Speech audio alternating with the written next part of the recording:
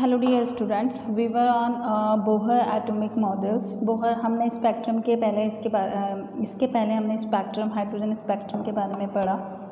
Now next topic is Bohr atomic model. Bohr ने जो postulates दिए वो क्या क्या हैं, देखिए यहाँ पर सबसे पहले जो बोहर है, बोहर ने किसके हाइड्रोजन एटम के बारे में और इसके स्पेक्ट्रम के बारे में बताया, और इसके बाद इन्होंने जो एटॉमिक मॉडल है उसके बारे में कुछ कहा। क्या कहते हैं बोहर वही बात कहते हैं जो पहले वाले साइंटिस्ट ने भी बोली है कि न्यूक्लियस सेंटर में, किसी भी एटम के सेंटर में प्रोटॉन एंड न्यूट्रॉन कहाँ होते हैं, सेंटर में होते हैं, जो कि न्यूक्लियस कहलाते हैं।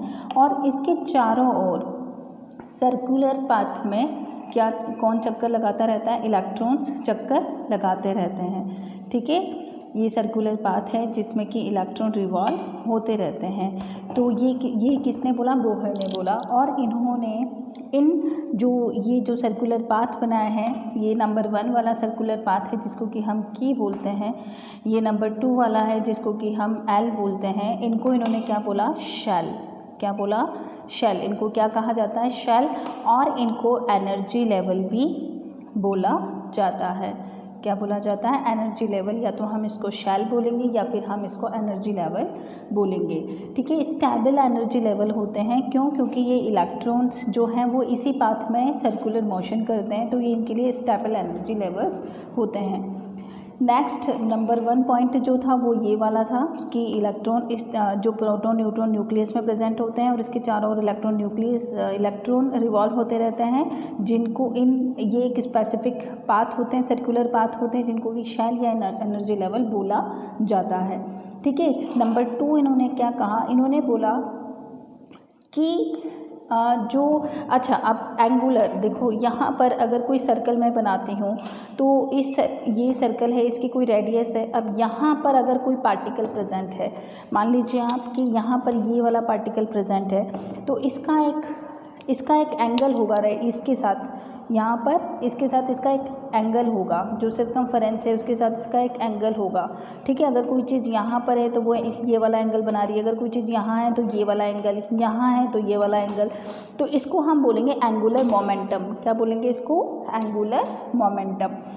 तो यहाँ पर जो बोहर हैं उन्होंने क्या बात बोली कि किसी भी पार्टिकल का एंगुलर मोमेंटम जो होता है वो होल नंबर मल्टीपल होता है किसका, h/2π का, h/2π। यहाँ पर h क्या है, प्लैंक्स कांस्टेंट है, जो कि हम बहुत बार पढ़ चुके हैं। प्लैंक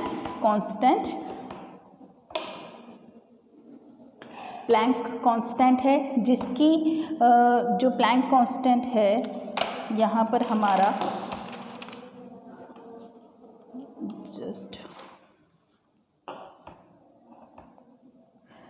ये h क्या कहलाता है, प्लैंक कांस्टेंट, जिसको मैक्स प्लैंक के नाम से जो है ये बताया गया है। तो इन्होंने बोला है कि किसी भी पार्टिकल है उसका एंगुलर मोमेंट होता है, वो क्या होता है, होल नंबर होता है किसका, h/2π का। मतलब जो एंगुलर मोमेंटम है, एंगुलर मोमेंटम को हम बोलते हैं mvr। ठीक है, तो ये क्या होगा, nh/2π। n का मतलब क्या है, n का मतलब होल नंबर है, 1 2 3 4। ठीक है, और h क्या है, प्लैंक कांस्टेंट। और इस h की वैल्यू होती कितनी है, कितनी वैल्यू होती है इसकी जो वैल्यू होती है वो होती है 6.62 × 10⁻34। ठीक है, जूल सेकंड। तो ये इसकी वैल्यू होती है किसकी, प्लैंक कांस्टेंट की। क्लियर है, तो ये mvr, ये क्या है, एंगुलर मोमेंटम, एंगुलर मोमेंटम। ठीक है, एंगुलर आर रेडियस के ऊपर डिपेंड होता है, mv मास और ये वेलोसिटी। ठीक है, और ये रेडियस। क्लियर है, तो ये क्या है, nh/2π। किसने बताया, ये हमें बोहर ने बताया, जो सेकंड चीज़ इन्होंने बोली थी। उसके बाद नेक्स्ट आता है हमारे पास कि इन्होंने बोला था कि जो एनर्जी इमिट और एब्जॉर्ब करती है, जैसे कि कोई एक यहाँ पर ये वाला इलेक्ट्रॉन यहाँ पर जाना चाहता है, मतलब लोअर एनर्जी शेल से हायर एनर्जी शेल में जाना चाहता है, तो जब भी कोई लोअर से हायर में जाता है तो एनर्जी क्या करता है, एब्जॉर्ब करता है। और अगर ऊपर से नीचे आएगा, हायर से लोअर में आएगा, तो एनर्जी इमिट करेगा। तो एनर्जी जो एब्जॉर्ब और इमिट की जाती है वो उसको हम लिखेंगे नंबर 3 पॉइंट क्या बोला इन्होंने कि एनर्जी जो इमिट और एब्जॉर्ब की जाती है वो मान लीजिए डेल्टा ई है, तो ई क्या होगा ये फाइनल कि यहाँ फाइनल माइनस ई इनिशियल, पहले इसकी एनर्जी कितनी थी और बाद में इसकी एनर्जी कितनी है, जिसको हम लिखेंगे E2 माइनस E1। पहले भी पढ़ चुके हैं हम, तो ये किसने बताया, ये स्पेक्ट्रम में बताया था इन्होंने, और इन्होंने ये थर्ड पोस्टुलेट इसके बारे में बताया एटॉमिक मॉडल के बारे में कि एनर्जी अगर इलेक्ट्रॉन हायर से लोअर या लोअर से हायर में जाता है तो एनर्जी एब्जॉर्ब या इमिट करता है, जिसकी वैल्यू कितनी होती है E2 माइनस E1 होती है। ठीक है, अब आता है नेक्स्ट हमारे पास जो किसने बताया, बोहर ने बताया। बोहर ने रेडियस के बारे में भी बताया था, और यहाँ पर रेडियस के बारे में भी इन्होंने बताया था, और इसके एनर्जी के बारे में तो खैर बता ही चुके हैं ये। नेक्स्ट हमारे पास आता है यहाँ पर जो लिमिटेशंस है बोहर की, वो क्या क्या थी। लिमिटेशन जो बोहर की हैं वो है कि इन्होंने not explain the fine spectrum of the fine, बहुत अच्छे से हाइड्रोजन स्पेक्ट्रम के बारे में तो बताया, लेकिन जो एक से ज़्यादा जहाँ पर इलेक्ट्रॉन थे उनके बारे में इन्होंने नहीं बताया। उसके बाद आता है कि यहाँ पर इन्होंने मैग्नेटिक फील्ड के बारे में नहीं बताया, इलेक्ट्रिक फील्ड के बारे में कोई बात नहीं की थी। मैग्नेटिक फील्ड से रिलेटेड जो इफ़ेक्ट है वो है जीमान इफ़ेक्ट, तो उसके बारे में इन्होंने कोई बात नहीं की। उसके बाद यहाँ पर जो हैवी एलिमेंट्स हैं उसके बारे में कौन सा स्पेक्ट्रम होता है, वो कौन सा स्पेक्ट्रम शो करते हैं, उसके बारे में इन्होंने नहीं बताया। और इन्होंने जो इम्पॉर्टेंट चीज़ है कि एटम जो हैं वो स्टेबिलिटी कैसे गेन करते हैं, मतलब इन्होंने बॉन्ड के बारे में कोई बात नहीं की, बॉन्डिंग्स के बारे में कोई बात नहीं की। किसने, बोहर ने, कि बॉन्ड्स कैसे बनते हैं, एटम जो हैं वो इलेक्ट्रॉन देता है लेता है, उससे किसका फॉर्मेशन होता है, बॉन्ड का फॉर्मेशन होता है, इसके बारे में इन्होंने कुछ इंट्रोड्यूस नहीं किया। ठीक है, उसके बाद एक और साइंटिस्ट आए थे जो कि आपकी बुक में इंट्रोड्यूस बहुत ज़्यादा से नहीं है, और दैट इज़ सोमरफेल्ड। सोमरफेल्ड जो आए उन्होंने सोमरफेल्ड जो आए थे, सोमरफेल्ड ने क्या किया कि जो बोहर मॉडल है उसी को ही एक्सटेंड कर दिया, थोड़ा सा उसी को इन्होंने एक्सटेंड किया। और वो क्या बोलते हैं कि यहाँ पर जो बोहर है उन्होंने क्या बोला था कि एटम जो है प्रोटॉन और न्यूट्रॉन उसके चारों सर्कुलर पाथ होते हैं। ठीक है, तो इन्होंने सोमरफेल्ड ने बोला कि सर्कुलर पाथ ना होकर ये कैसे पाथ होते हैं, इलिप्टिकल पाथ होते हैं, इलिप्टिकल इस तरीके से होते हैं, ये पूरी सर्कुलर नहीं होते हैं, इलिप्टिकल होते हैं, एग शेप होते हैं। ठीक है, तो सबकी रेडियस क्या हो सकती है, अलग अलग हो सकती है यहाँ पर, तो और यहाँ पर जो सेंटर पॉइंट है वो भी अलग अलग होगा।